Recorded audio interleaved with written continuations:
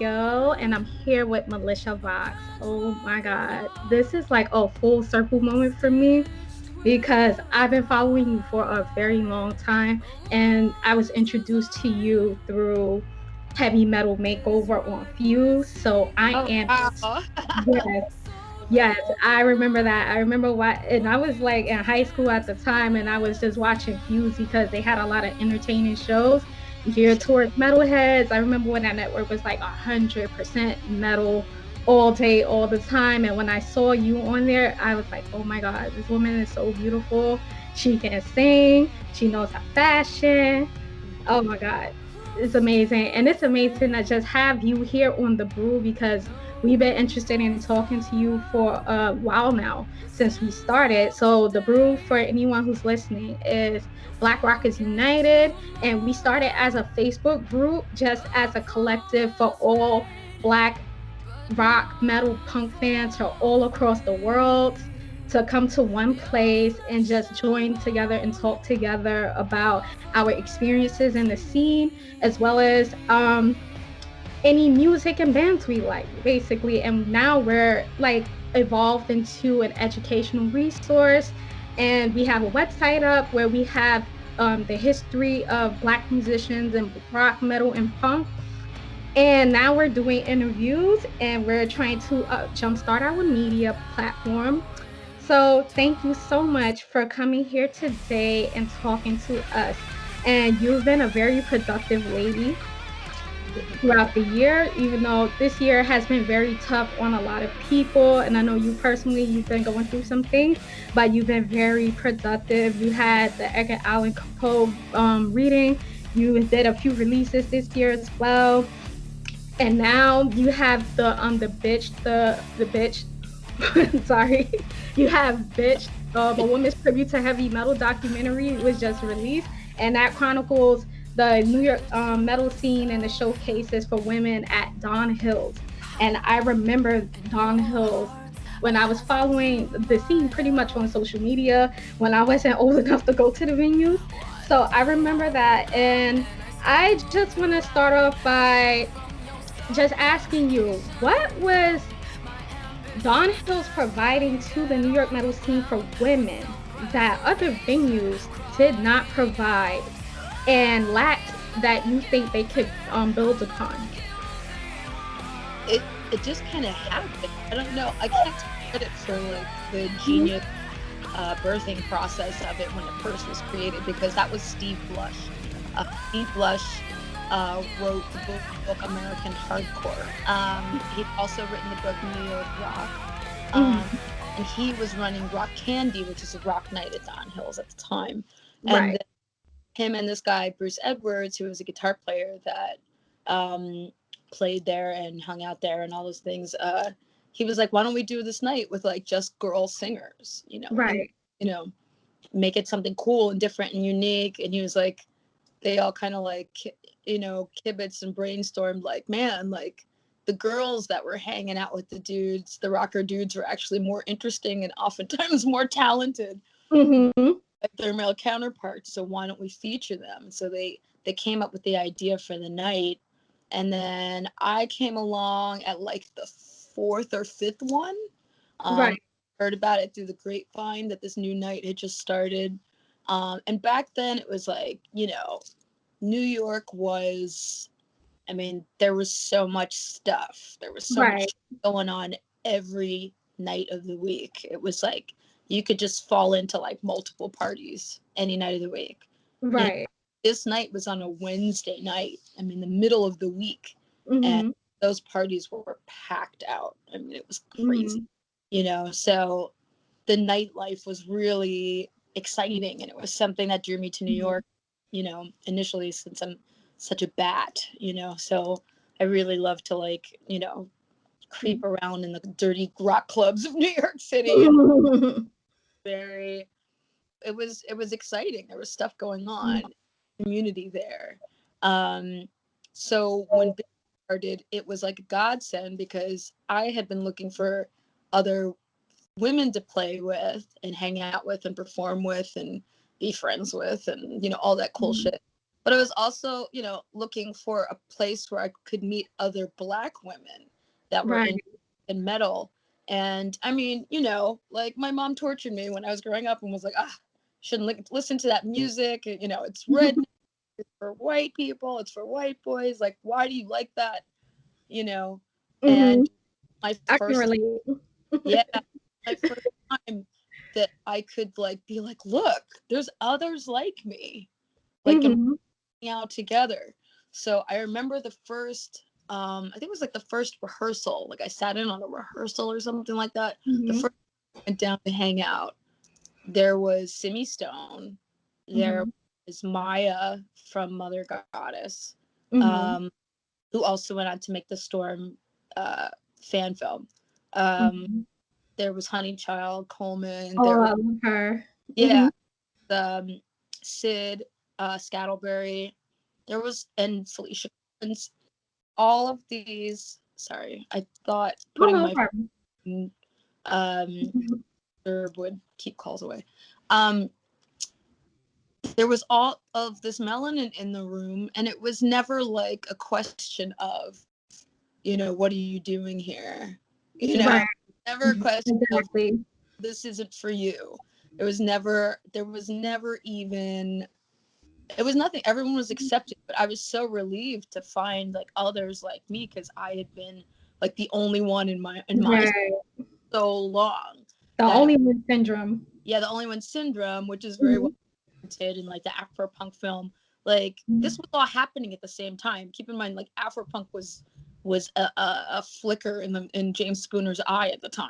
You know, this was all happening around the same time. It was like 2001. You know, something like that, 2001. Right. You know, I had actually just organized a group that I, because of that from Bitch Night, you know, and the desire to prove my mom wrong. A group, like an ensemble called Anarchists of Color. And Anarchists of Color used to play around New York City. And I mean, the shows were fucking crazy phenomenal for Afropunk. Like when Afropunk came along, like James Spooner was like, he asked me flat out, he's like, what is Anarchists of Color? Like, are you competing with me? Like, what is this? You know, so it was like, you know, it was looked at as like a competitor at the time. Right. But I had no intention of just like, I know everyone wanted to tour that, but collective, but I just, I don't know. I just like, you know, I was like young and full of hell, and I didn't know exactly what I wanted to do, and I didn't want to like commit to this one show yet, because there was so much that I wanted to do. And like I had just discovered myself as like a female lead heavy metal singer at Bitch. Right. Like, my first show was, God, it was like 2001, and like my first song that I ever sang solo was Selling Jesus by Skunk Anansie. Nice. And like, you know, that was it. I was fucking hooked. Like that was it. I was like, this is where I'm supposed to be. Like, I want the throne. I want to be the female lead singer. Right. I have the throne. So from that night, it was like, it was just an amazing way to like get on a live stage, get in front of a fucking full house, and tell them what the fuck you were about in like 1 to 2 songs, you know? So me and a lot of the girls, it was our way to like kind of work out what we like. It was our way to work out, you know, our performance on stage, and like discover who we are, and like our identity. Let the scene know that we were here.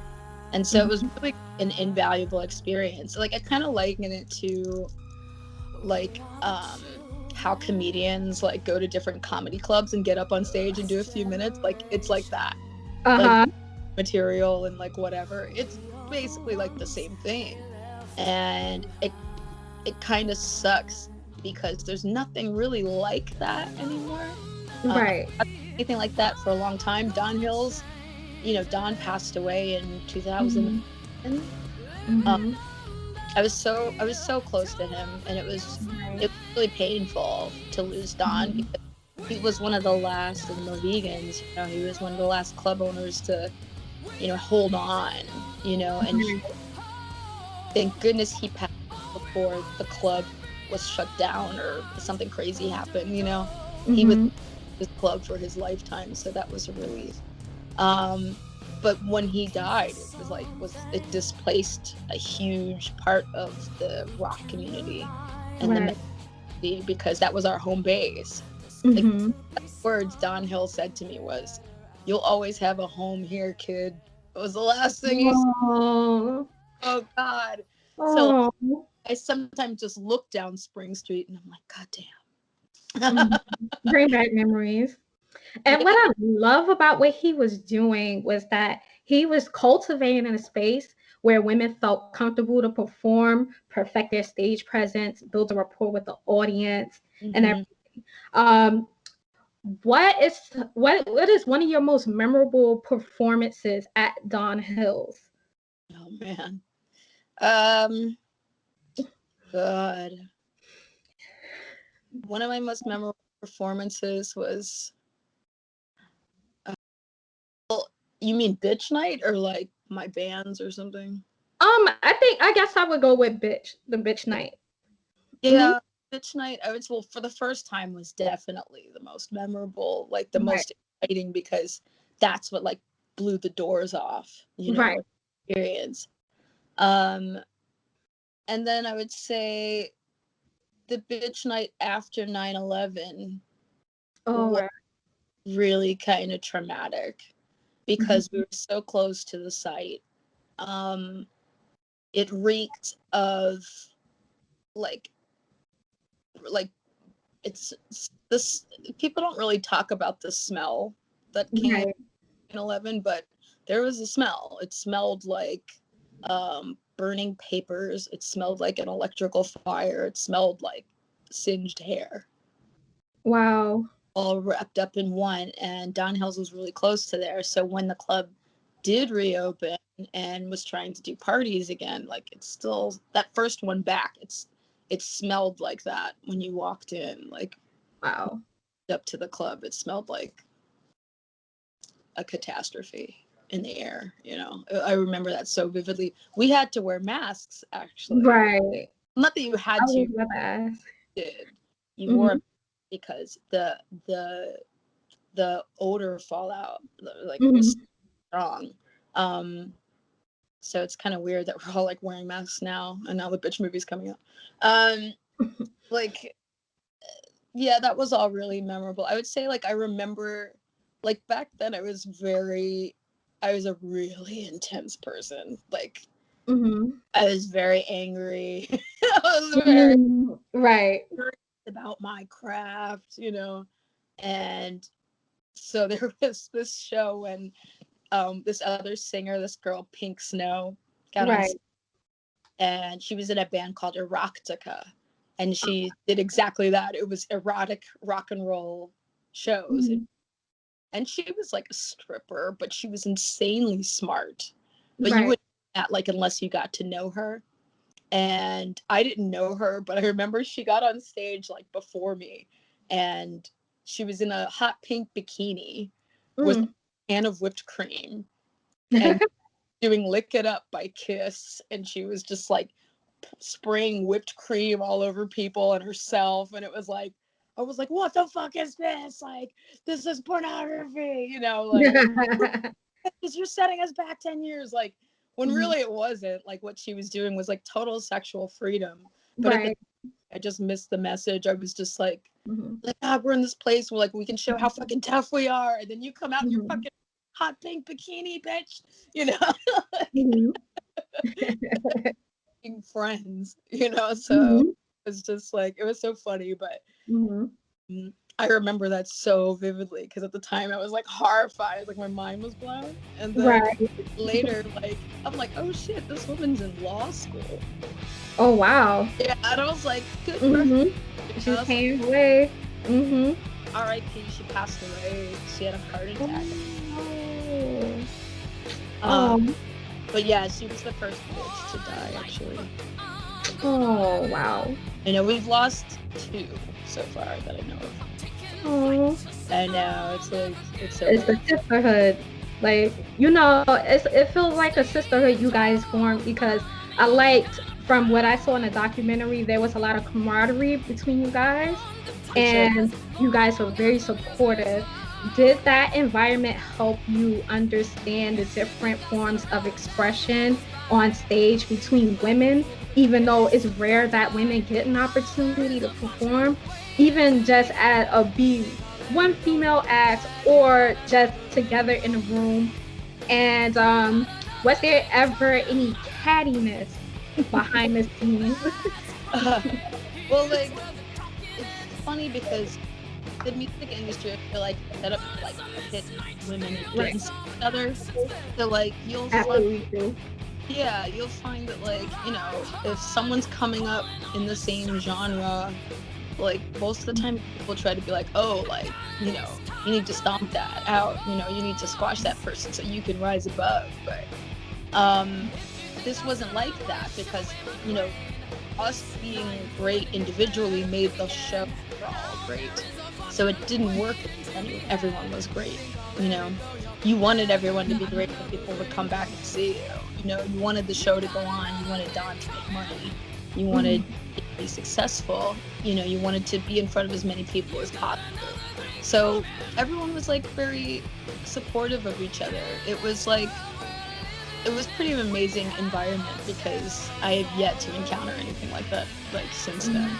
But some of my greatest musical relationships started at Binge for sure. Right.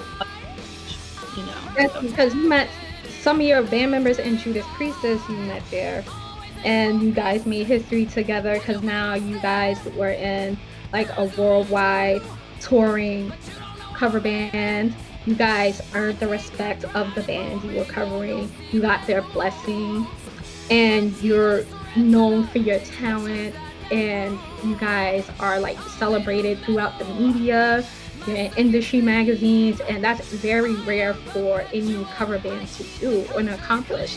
And it's so fascinating that it's a group of women that were able to do that, and to be fronted by a woman of color, that's even more important because it just shows what you can do in the industry. And I just want to thank you for never conforming to what people want to box you in, and staying true to yourself, keeping your hair the way you want it. The Afro is a strong statement. Sometimes people find it intimidating that women of color try to show themselves authentically, and they try to shame us for it as well in the industry, but you stuck to that, and that is something that helped you navigate the spaces you're in and able to hold the positions you have today. And I want to know, has there ever been an experience that was so discouraging for you that you ever felt like you wanted to give up at any point? I don't think I ever felt like I wanted to give up. Mm-hmm. I would say that the times that are most frustrating are when the industry taps me on the shoulder for something. And Right. we love you, now change. You know? Yeah. So the most frustrating thing. And so like there were many times that I'd be like, fuck, like why can't they just like take me as I am? Or why can't Mhm. they take like a magnified version of me? Why do I have to fit this mold? And there was a serious attitude of like, well, you're doing white music, so you have to appeal to white people. So that means you have to look. Mhm. I would Right. get, you know, where they're like, you really have to straighten your hair. The Afro is intimidating, they would say. You really have to straighten your hair because you need to look more white. Or they say, or at least put a wig on. You know, Tina Turner puts wigs on for a reason. You know, she's trying to look more white. And I'm like, is that it? I don't know if that's it. So I always No, wanted to. that wasn't all of it though. She like turned her hair out. Yeah, like I always wanted to ask her that. So Mhm. like, it was obviously a choice, and Right. obviously to Mhm. to have this iconic look, you know. So I appreciate Right. the branding of it, but I'm like, Mhm. did it feel necessary because you thought your hair was ugly? you know, because I look at like, especially in like the rap and hip hop scenes, the black, especially like girls like Nicki Minaj or Megan Thee Stallion, you know, any of these girls like Cardi B, like I just go like you're praising like black female bodies, which is great, like off and like how amazing like black curves are, but I'm like, what about the hair? Like hair, like that was always my one issue. Well, not my one issue, but my main issue with someone like Beyonce, who at this point her platform to show herself, and she chooses not to. Still, like she still is hanging on to, you know, weave addiction and shit like that. Which and I don't care what anyone says. But you know, like someone like Nicki Minaj, who always wore wigs and then would wear like blue contacts. The blue contacts thing, like I'm like, yeah, there is a like a little iffy thing about that. I know this isn't like popular opinion. I'm all about, you know, branding and the show and being theatrical. But when black people wear blue contacts and like bleach their hair, I just go like, oh, like to me it's like Michael Jackson syndrome. Like, oh, you hate your skin. You hate your blackness, and you're trying to confuse it or downplay it. You know, it's like everyone's been brainwashed into thinking that like European features are like the epitome of beauty, and like I just go wrong. You know, it's like, and now 2020, this is the best time to show who you really are. Right. And like I said, I'm all about theatrics. That's fine, but like I feel like messages that like confuse black beauty into like morphing into this like mainstream beauty, this like European thing, I just go like, I'm like, fuck, everyone wants what they can't have, don't they? Because then you have the opposite end of the spectrum where you have like white people who are, you know, getting lip injections and getting, you know, boob jobs. And I'm just like, God, everybody what they don't have so bad. But I've always thought blackness should be celebrated and is beautiful. And like, I mean, I'm mixed race. I'm black, white, and Native American. Black, white. Okay. Like I can perspective on both sides. I really can. And I know everybody wants to be more beautiful or sexy or whatever your idea is, that's fine. But I would say, you know, Judas Priestess, our whole point of doing that band, that we had basically the manifesto was like, we wanted to do something that like had never been done before with a tribute band. We wanted that we could fucking play, and that we were girls, and we were going to attack the catalog of Judas Priest because it was really aggressive and heavy and really made, you know, we wanted to really make a statement. You know, we didn't want something that was like necessarily easy to play or easy to. So we chose it with that in mind, and also wanted to pay homage to this great catalog and this great band, who was already like, you know, breaking records by, I mean, just Halford being gay, coming out and standing for what he believed in, and like showing a vision of gay that had never been seen before. Like I get that. Like I take the same principle with Judas Priestess, and that I'm trying to show a projection or a vision of that's not seen. You don't see black women in metal in like in the media. You just don't, you know. So like now there's some starting to pop up here and there, you know. But, and I blame black media for this as well. That I agree with that. By the way, I just wrote like a really strongly worded letter to Essence magazine because they were all up in arms, because I don't know if you remember when Beyonce did the Country Music Awards. Oh yes. Like CMT Awards, and then shitting themselves because she was up there singing with the Dixie Chicks or whatever. And it was her song. It was her song. It was her song featuring them, but they got mad at Beyonce for even being there, her presence, everything. And they did the same when she did the song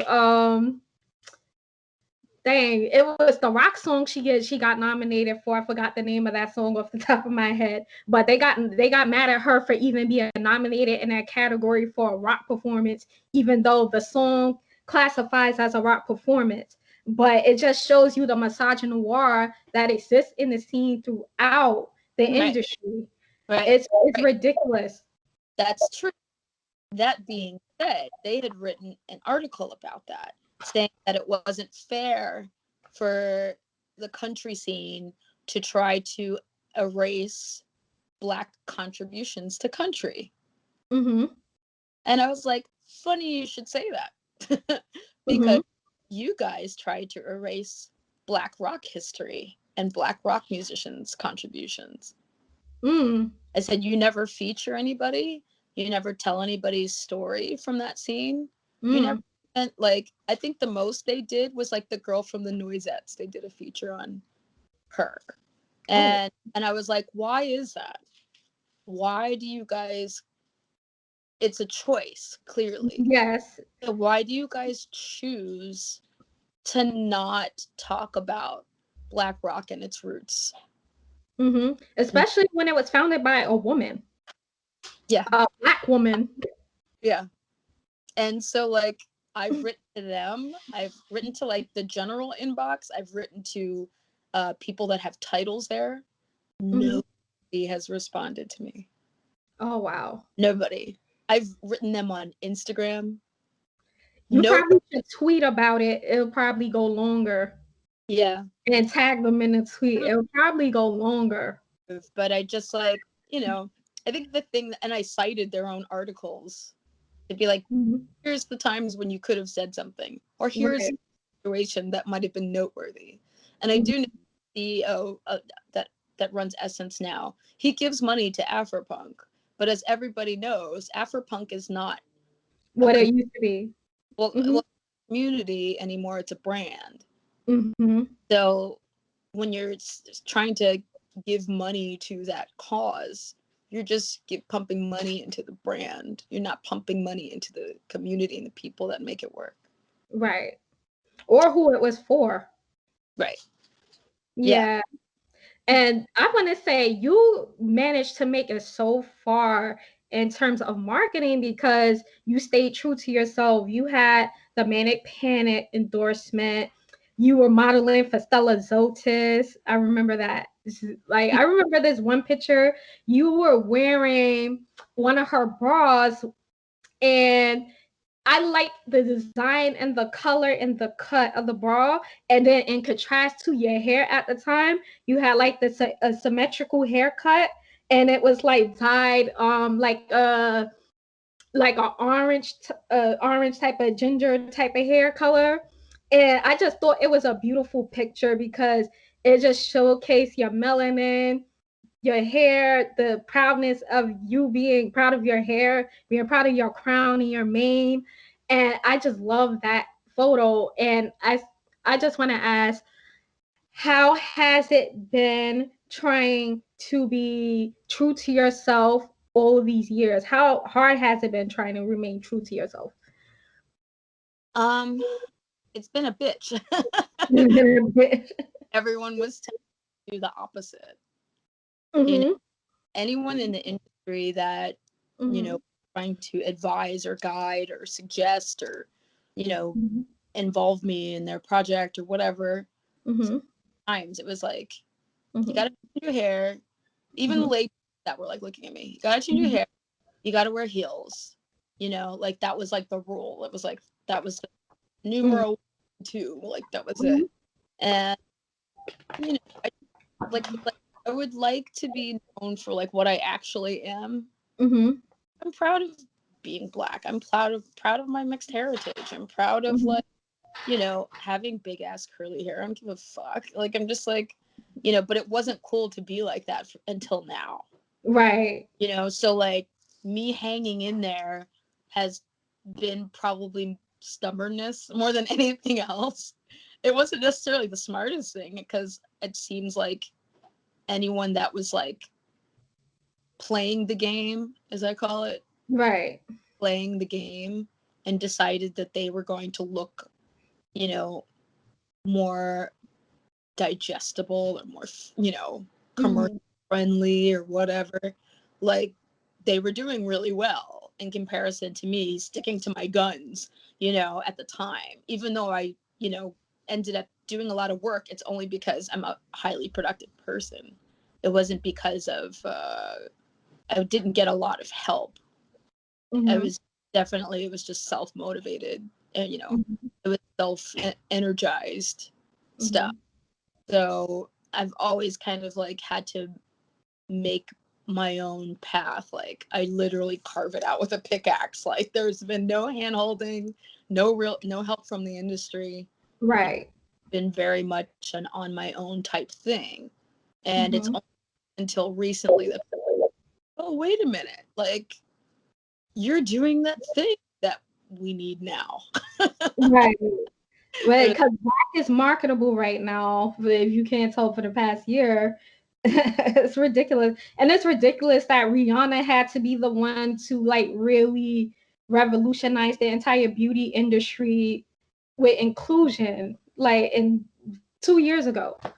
It's ridiculous. It's like we're in a new time now, and it shouldn't have taken us long for us to get this far. But I had some like maybe like 3 years ago, 4 years ago, someone who's respected in the industry. Okay, like I'm not gonna name names, but someone very respected in the industry said to me a piece of advice when I said, I don't want to straighten my hair. I don't want to, you know, be a slave to like, you know, this kind of image of what a black or what a rock singer looks like. You know, any tattoos. You know, I don't wave the typical flags that metalheads wave. You know, I don't have, you know, and I don't feel like I should have to, because that's not how I express my art or myself. right. You know, and she said to me, would you have to decide, are you an artist or an activist? And I was like, You can't be both. well, now everyone's a fucking artist, right? It's like Right. it's like it blows my mind. I've gotten a lot of bad advice over the years, I'm not gonna lie. You Oh my know, gosh. people that say things to me like, you know, they were like, oh, what do you want to do? And I'd be like, oh, well, you know, I want to be on TV. I want to do films. I want to do music. I want to write. I want to do scoring. I want to play. And like, they'd be like, you really should only do just one thing. Oh my God. And Yeah. you do so many things and you do it so well. A visual artist, you write, you edit, you film, record, you do everything, or your own videos, your visual albums have been doing great and they won awards. It's just staying true to yourself is the best thing you can do, because so much further instead of being boxed into what people want you to be, you know?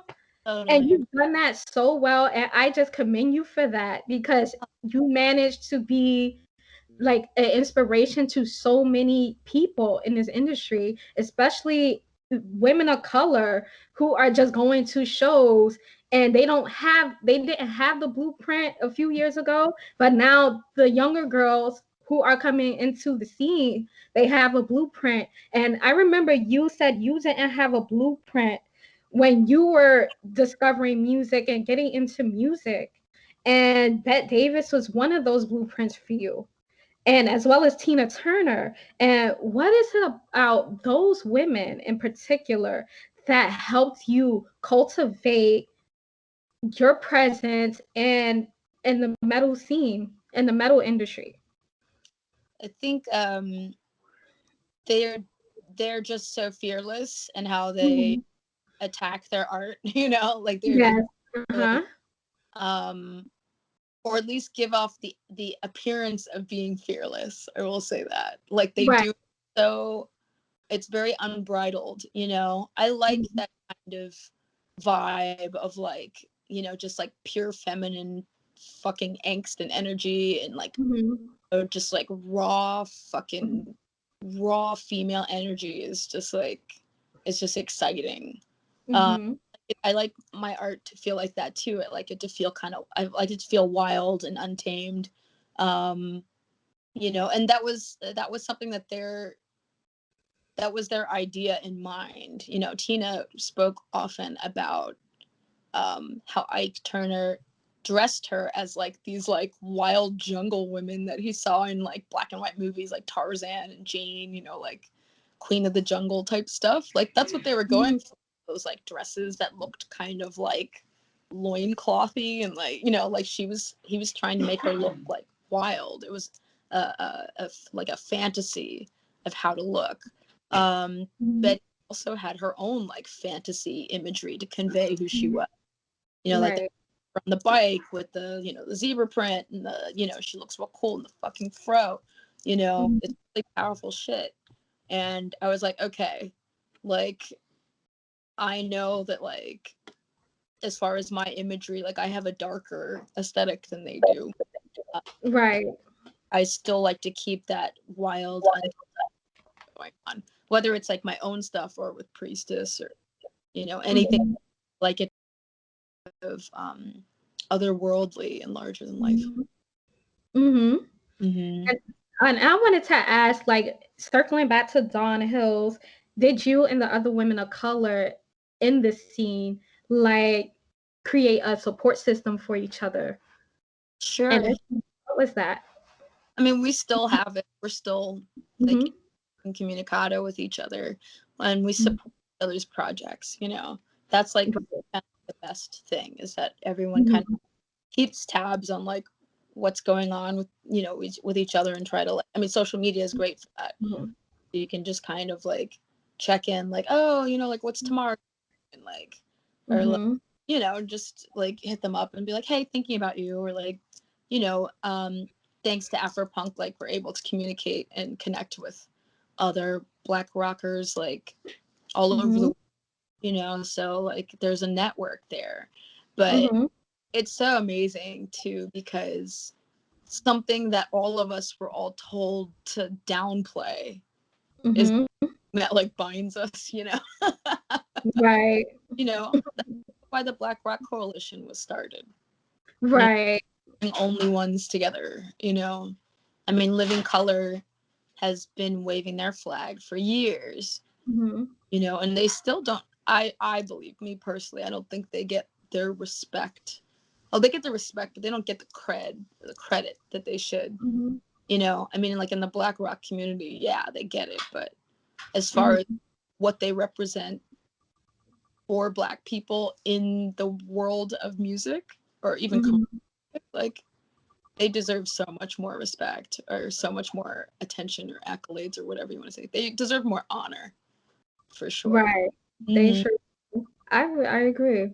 I love watching reaction videos on YouTube. It's so funny. Oh yes, that trend. Yeah, and like I love it when like there's like somebody young who doesn't know rock music at all, and then they hear they see like the video for Cult of Personality. They're Black, like they're so shocked. And I'm just, this is why the Black media needs to expose this part of Black history. It's just it's such a slight, you know. Right. Thing that like they don't listen. When I was on TV, when I was doing Fuse, I've been at Fuse since it was Much Music USA. I started way early, like before most people even had it, okay, or had access to it. I never had it, you know, like I didn't have my own channel, you know, that I was doing shows on. First hosted a show called Soundtrack for Your Life, which was in my apartment, which is so funny. And then I ended up doing, when they switched to Fuse, I did a show called Lunchbox, and then what was the other one? Oh, Tastemaker, and then Lunchbox. And then did Heavy Metal Makeover, but they were trying to find another show for me at the time, and they ended up not using me for those other shows because I was Black. Wow.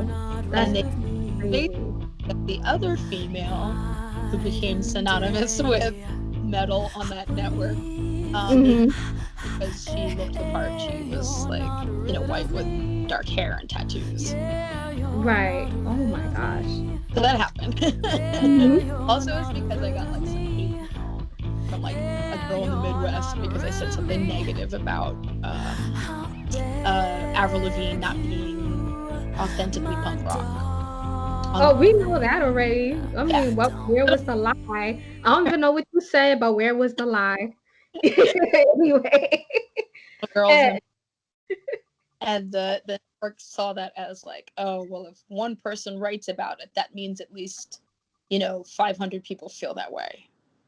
That was their oh rationale. my gosh. I know, it's so funny. So I then was replaced by somebody who looked the part. So there's that. Oh, wow. Yeah. So And like, then even through that show, like I discovered so many things through your show and as well as the other shows on Fused, which I really love. And I also love the hostess too. So it's like I just felt like they gave that platform to metal for us to consume, obviously, but I just love the way they did it. And I love the fact that they had you for a heavy metal makeover because it was through you I learned about Trash and Vaudeville. yeah, And we recently lost Jimmy Webb. yeah, And he was the absolute sweetest person. And he's a fashion icon and someone who's well respected in the punk rock and metal community and as well as the New York City scene. So he was like very well loved and respected. I wanted to ask, what is your favorite memory of Jimmy Webb? oh god, there's so many. Mm. One of my favorite moments of Jimmy Webb was Mm-hmm.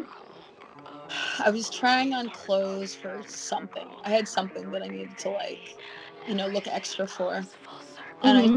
he was bringing all this stuff to me as we always did. He was like, "Here, try this, try this, try this," Mm-hmm. and then Mm-hmm. I on like this like super tight, crazy outfit, and I came out of the dressing room, and he was talking to Uma Thurman, Oh my and she was like shopping for clothes for some like costume party or something, and mm-hmm.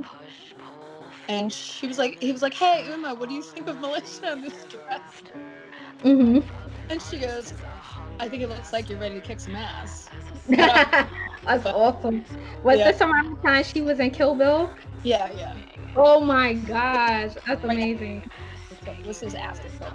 Yeah. Okay. But it was so funny because like Mhm. that's how he was. Like he'd just be like there'd be somebody there that's like hugely famous and that's his friend and they're just talking. And then like I'd be there and like something and he'd be like, "Oh yeah," like he'd be like, "Oh, Mhm. Militia, Ewan McGregor, right?" Like and I'm just like, "Oh sure, Right. heard of him." Like he would do that casually. It's so funny. Right. But yeah, just like he I always looked forward to seeing him. Like if he Mhm. wasn't or if it was his day off, I'd be like upset. Like, oh man, this sucks. Yeah, I remember that. I remember me feeling the same way because I would always go to like Trash and Vaudeville every now and then. Even if I was on the block, I would just go in to say hi to him because he was just such a personality. Mm-hmm. Like he was always warm and welcoming to everyone. He would I remember one time my friend had bought me these earrings and I wore them when I was in the store and he just stopped. He said, "Oh my God, I love those earrings." And I still There's have them to this day. Oh my God, I still have those earrings and I would wear them a lot just because he complimented my earrings. So Give you yeah. the pink okay. Mhm. Yeah, got the pink okay. Yeah. And one of I got- oh, I'm sorry. He uh the last time I saw him was at Mhm. the Danzig concert at Madison Square Garden. Mhm. Was that October 19th? I knew because it was my birthday. October Mhm. 19 oh was it no 19 2019, right? Mhm. Right. Yeah. And I remember I had been drinking heavily. I had to break the seal, so I was on my way to the ladies room, and it was one of those odd moments when you're at a concert and you leave the room where the concert is, and you go into like the walkabout area around to get to the bathroom, and nobody's there. Mm-hmm. And so like I walked out, and then here comes Jimmy Webb, and he was like really fucking skinny, like skinnier than normal, and Mm-hmm. he looked like distraught kind of, but still really, still Jimmy. And like Mm-hmm.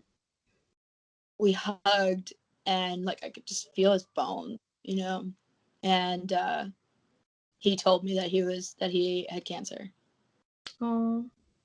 and we basically said goodbye. Like that was like the last time I saw him.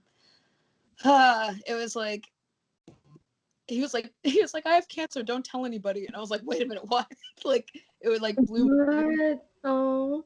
I couldn't handle the information, and I was just like, wait a minute, he did just say, and he was just like, but it's fine, he's like, I'm good, and I'm like, okay. I'm like, I love you. And like that was it. I saw him walk off, and I was just like, oh my god. I just knew. I was like, this is the last time I'm gonna see him. Like I just knew. Right. And so like when he did pass, I was just like, oh man. Like I mean, I tried to go down to his store. I was so happy for him that he had a store. Right. It was really cool, and it was like a crowning achievement to him and everything he worked for. Mm-hmm. So it was really amazing that like he got his store. Another situation where it's like, he went out and the store was still there. It's like the business survived. Right. You know, Absolutely. I hate like anytime someone puts like that kind of energy into like and love into a business and in this town, and then they lose it and then are like left holding the bag. Like now what do I do? Like so many businesses, are Mm-hmm. tough choices, but he was able to Mm-hmm. like business till the end, so that's cool. Like Don Hill. Yes, absolutely. Mm. Mm-hmm. And I wanted to ask you about Judas Priestess because you've been so successful with that band, and I wanted to know if that helped you propel your solo career. For sure, for Mm-hmm. sure. I didn't end up taking the audience along with me necessarily, Right. Mm-hmm. because it's so vastly different. Mm-hmm. Hoping that maybe if people liked my weirdness enough that maybe they'd be curious and check it out. So like Mm-hmm. cool. Um Definitely Judas Priestess gave me, the ammunition to be able Mm-hmm. to step into creating solo music, because I had always been in bands. I had been in original bands for years. Mm-hmm. But uh Judas Priestess was the first time I really got to like grab people's attention immediately, because like obviously the branding of it is so and strong, and we came out with guns blazing. Um, so I knew for my solo statement it had to be like that. It had to be very much like unapologetically like, this is how it is. This is Mm-hmm. aggressive music, you know, Mm-hmm. for people that like aggressive shit. And but also musical. There's a lot of musicality. It's very unique. Mm-hmm. I'm proud of it. I'm happy to have like some of my favorite players on it, like Doc Coyle from Bad Wolf, Nice. Vid, Mm-hmm. Kyle um, uh, from Bad Wolves is also in it. He was also in this moment, Kyle Conkiel. Um, Mm-hmm. and I've just been really lucky to work with like some serious badasses that aren't afraid to do sessions with me, because my sessions can be kind of intense and weird. Like when I say things like, okay, yeah, just like we're gonna play this part, and think of it as kind of like what you would hear during like a sandstorm in the apocalypse, or like, here, but do it in the key of D minor, so like it's weird shit, it's not for everybody. But I'm Mm-hmm. proud of it because, I'm able to like say all the dirty things I've always wanted to say, and I don't know if I would have had the confidence to say it if not for Judas Priestess, Mm-hmm. So I just kind of like was in this stride where I was like writing a lot, and I was just like, man, I got so much to say that's like not in the same genre. And like, you know, people were saying, oh, you should do a power metal band. Obviously, you know, Judas Priestess fans would be into that. And I'm just like, yeah, I could. And I tinkered around with the idea, and I was like, I kind of really need to say this right now. Right. You know, so it's been so gratifying because each chapter of it is beyond challenging. Like every little thing is so challenging, but like in an unplanned way. Everything just evolved organically, you know. So like from even just like each song being so genre bending. Alet really is a unique one of like progressive sounds, like progressive rock and like psychedelia, heavy psych, and you know, alternative metal, industrial gothic rock, you know, all that kind of stuff is like all these heavy alternative genres are kind of like smeared together like crazy, like weird little paintball. It's just kind of like, you know, but all makes sense in my brain, and I just like, I hope people can follow it and that my messages are communicated well, and that people can like listen to it and just kind of let it take them somewhere. That's why I always recommend to listen to it like in dark or low light or while driving. Sounds great. Right. Beware of speeding tickets. And just creating that mood too. Yeah. And then and then I wanted to ask you, you said that in the past, when you first started playing with Judas Priestess, that there were a lot of people who were skeptical about your presence or your ability or your talent. But then when you got the approval of so-and-so or someone who looked like the audience, who looked like members of the audience or a white person, what I'm trying to say. I know. I was trying to sugarcoat it, but yeah, when they got the approval of a white person, they gave you a chance. Has that changed over the years, or are you still experiencing the same thing? There's been like a through line with like black rock people that kind of like real, like white approval, then it's not real rock, which I'm like, how did that even start? Yeah. I'm just like, it's just such bullshit. Even Little Richard used to talk about it. Right. You know, I mean, like it was like the Beatles had to validate him. You know, it's like weird. Living Color didn't really get on the map until the Rolling Stones validated them. You know, Mick Jagger stepped forward and be like, hey, like these guys are amazing. You know, it's just like, it's just so weird how that weird voucher system works. Rob Halford gave us his blessing before we played our first show.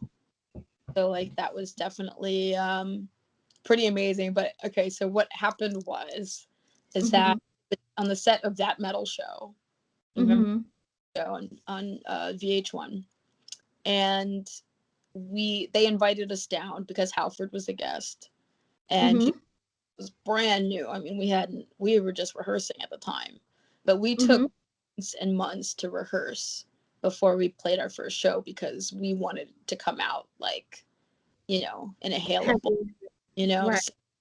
So, when we showed up at the show that day, the people there couldn't wait to introduce us to Halford. I mean, it was just like really fun and exciting. And it was during one of the commercial breaks. He goes, he us all, so he knew where we were sitting in the theater. And then when he did the interview and they were taking a break, he like leaned over and he was like, "This is so exciting! Like all girl Judas Priest tribute. You got." And we're like, "Yeah." He's like, "Who's the singer?" And I'm like, "Yeah, c'est moi." And he was like, "Of course," because he had already met me before. Oh, wow. I was going to Priest concerts and hanging out backstage. So nice. And like, so he knew that I was like the real deal. I wasn't like, you know, someone that was like doing a gig for fun, and like I didn't have any feelings or attachment to the band or the music. And I had met him a couple times. I'd met him at like the Fight premiere, at like, what was it, Chelsea Cinemas, you know, put up for the Fight premiere, the Fight movie. And we had taken pictures together at that. I mean, like, I had been at a couple things, so he already had seen me. Right. So, okay, you're the singer? He's like, oh, right on, okay, cool. And I just told him, I was like, I'm gonna make you proud, Daddy. And then the rest is history. The Okay. rest, yeah. Mm-hmm. And what message would you have for the Black Rocker United community? Man, so much to say. Mm-hmm.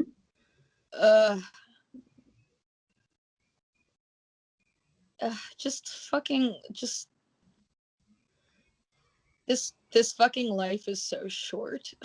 Just like what you want, love what you want, listen to what you want to listen to, you know, don't apologize. Like, being into rock music is not anti-black. I don't care what anyone fucking says. It's like the blackest thing you could do is be into, because that's our shit. Do it and listen to it, hate it and play it and like keep it going. Let it evolve.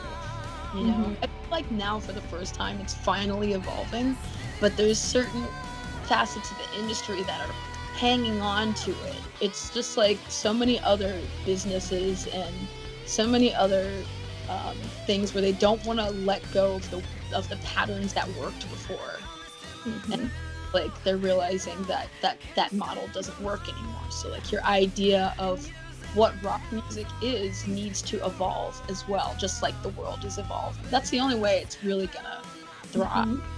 You know, I don't think rock itself is dead, like they say, but I think the old model is dead. Right. Like, you know, that LA sleaze rock scene, like it was no different from, you know, new metal scene in the early 2000s or late 90s or whatever. Like that was a scene, a moment in time, moved on. Grunge was a scene, a moment in time, moved on. You know, now it's like we have the opportunity to create our own reality. You know, we have our opportunity now to create what rock music is going to morph into. The spirit and energy is still the same, but it's going to look a little different. But there's this whole new opportunity for us to blow it open and make it into something that's authentically ours to identify with, or authentically ours to show the world. You know, it's gonna be exciting. Awesome. I'm very much into the concept of Afrofuturism. Nice. I think that the essence of rock blended with, they're calling it alternative, but it's not. It's very futuristic. I feel like that's the direction that it kind of needs to go in. Of course, there'll be like classic people trying to mimic things that worked before, but I think people are tired of that. You know, it's a flawed model. But I would like to see, and I'm at least trying to be, at least for myself, I would like music to be renewed and exciting again by taking a more futuristic undertone. Right. I agree. Okay. Well, thank you so much for doing this interview. I really enjoyed it. Thank you. You're welcome. Where can we find you online as well as your work? Well, you can definitely go to militiaismyname.com or militiavox.com or disgraceyourstereotype.com. Give those ways. And all my socials, I'm at militiaismyname.com. And you spell it just like the word militia, like those crazy assholes out in the Midwest that like to run around Child. army fatigue. Word. That's another story. Yeah, for sure. But you guys made it this far, and all this crazy shit that I've been saying. Thank you for watching. And Kim, thank you so much for having me and doing your research and having Lena's book back there. I see it right there behind you. You set the scene. I'm at the car right now. Very cool. Thank you. Yes, Lena's book is back there. So the second I'm sorry? The second edition of that book The came out. second edition, yes, that's the second edition right there. And she's in it. So you guys got to pick up that book. What Are You Doing Here? A Black Woman's Liberation in Heavy Metal. And it was such an honor to talk to you and do this interview. I'm crying right now. But thank you so much.